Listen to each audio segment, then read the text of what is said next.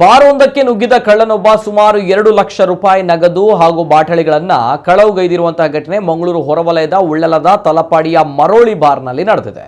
ಕಳ್ಳನ ಕರಾಮತ್ತು ಸಿಸಿಟಿವಿಯಲ್ಲಿ ಸೆರೆಯಾಗಿದೆ. ಮರೋಳಿ ಬಾರ್ನ ಶೌಚಾಲಯದ ಕಿಟಕಿ ಮೂಲಕ ಒಳನುಗ್ಗಿರುವ ಕಳ್ಳ ಬಾಗಿಲನ್ನು ಮುರಿದು ಒಳನುಗ್ಗಿ ಕ್ಯಾಶಿಯರ್ನಲ್ಲಿ ಸಿದ್ದಂತಹ ರೂಪಾಯಿ 2 ಲಕ್ಷ ನಗದು ಕಳವುಗೈದಿದ್ದಾನೆ.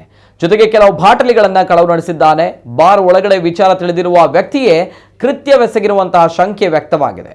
ಬಾರ್ ಮಾಲೀಕರಿಗೆ ಬಸ್ಸಿದ್ದು ಅದಕ್ಕಿರುವ ವಾಚ್ಮ್ಯಾನ್ ಕೂಡ ಇರದ ಸಮಯವನ್ನ ಉಪಯೋಗಿಸಿ ಕೃತ್ಯವೆಸಗಿದ್ದಾನೆ.